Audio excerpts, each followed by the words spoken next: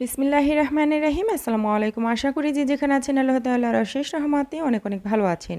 আজকে আপনাদের সাথে শেয়ার করব তেল ও রোদে দেওয়ার ঝামেলা ছাড়া কাঁচা আমের টক ঝাল মিষ্টি আচার রেসিপি। আশা করি রেসিপি আপনাদের কাছে ভালো লাগবে। প্রথমে আমি 1 কেজি পরিমাণ আম খুব ভালোভাবে ধুয়ে নিয়েছি। এখন একটা পিলারের সাহায্যে আমের খোসাটাকে ছাড়িয়ে নিচ্ছি। আমগুলোকে আগেই ধুয়ে নিয়েছি কারণ পরবর্তীতে আর কোনো পানি এখানে আমি ব্যবহার করব না। তো এতে করে আচারগুলো অনেক দিন পর্যন্ত সংরক্ষণ করা যাবে। তো এইখানে আমি আমগুলোকে কেটে নিয়েছি আর কেটে নেওয়ার পর এইভাবে আমের গায়ে একদম মিহি করে দাগ কেটে দিয়েছি। আপনারা নিশ্চয়ই দেখেই বুঝতে পারছেন। আমটাকে 2 ভাগ করে কেটে তারপরে একদম মিহি করে আমি দাগ কেটে দিয়েছি। এখন এর মধ্যে দিয়ে দিচ্ছি চিনি। এখানে আমি 1 কাপ চিনি ব্যবহার করেছি আর আমার কাপের মাপটা হচ্ছে 240 গ্রাম।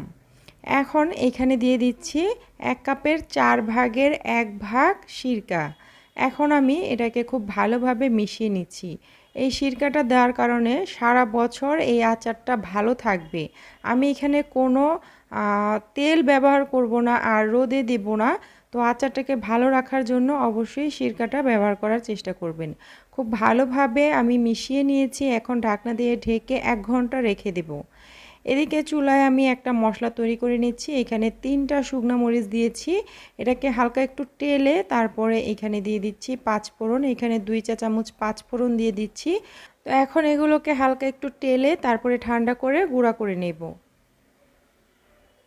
এখন আমি আগে থেকে যে চিনি মেখে রেখেছিলাম আমগুলো, সেগুলোকে একটা হাঁড়ির মধ্যে নিয়ে নিচ্ছি। আমি এই আচারটা রাত্রের বেলা তৈরি করার চেষ্টা করেছিলাম, তো সময়ের অভাবে আমি রাত্রে তৈরি করতে পারি নাই।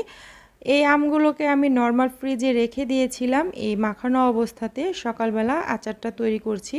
তো আপনারা চাইলে যদি অনেকক্ষণ পর্যন্ত এটাকে রেস্টে রেখে দিতে চান তাহলে নর্মাল ফ্রিজে রেখে দিবেন। এতে করে 24 ঘন্টা রাখলেও কোনো সমস্যা হবে না। তো এখন আমি এটাকে জাল করে নেব আর এখানে দিয়ে দিচ্ছি সামান্য একটু হলুদের গুঁড়া যাতে করে কালারটা সুন্দর আসে, আর দিয়ে দিচ্ছি সামান্য একটু মরিচের গুঁড়া। এগুলো খুব বেশি ব্যবহার করা যাবে না, তাহলে কালারটা বাজে লাগবে। তো আমি অল্প একটু করে দিয়ে দিয়েছি, দিয়ে খুব ভালোভাবে মিশিয়ে দিচ্ছি। মিশিয়ে দেওয়ার পর এটাকে আমি জাল করে নেব হাই হিটে, যতক্ষণ না এই আমের মধ্যে একটা বলক চলে আসে সেই পর্যন্ত। তো আজকের এই আচারের রেসিপিটা যদি আপনাদের কাছে একটু হলেও ভালো লেগে থাকে তাহলে লাইক কমেন্ট শেয়ার করতে পারেন। আর এরকমই সহজ রেসিপি পেতে চ্যানেলটিকে সাবস্ক্রাইব করে নিয়মিত পাশে থাকতে পারেন। তো আমি এটাকে বলক তুলে নিয়েছি, দেখতেই পারছেন। এখন কিন্তু চুলার আঁচটা একদম কমিয়ে দেব, কমিয়ে দিয়ে এটাকে জাল করে নেব যাতে করে আমের ভেতরে রসটা খুব ভালোভাবে ঢুকতে পারে। এই পর্যায়ে দিয়ে দিলাম লবণ স্বাদ মতো। লবণটা দিয়ে মিশিয়ে দিচ্ছি।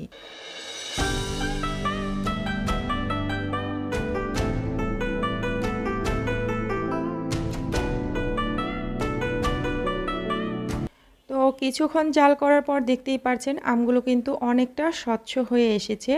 চুলার আঁচটাকে কমিয়ে রেখে জাল করতে থাকলে এই আমগুলোর ভিতরে চিনির শিরাটা খুব ভালোভাবে ঢুকতে থাকবে আর আমগুলো অনেকটা স্বচ্ছ হয়ে যাবে। এই পর্যায়ে আমগুলো অনেকটা নরম থাকে, তাই জোরে জোরে নাড়াচাড়া করলে আমগুলো ভেঙে যেতে পারে। এই আমগুলো যত জাল হতে থাকবে ততটাই শক্ত হতে থাকবে, পরবর্তীতে আর নাড়াচাড়া করলে ভাঙবে না। তো আমি এই পর্যায়ে হালকা হাতে নেড়েচেড়ে মিশিয়ে দিচ্ছি আর জাল করতে থাকছি।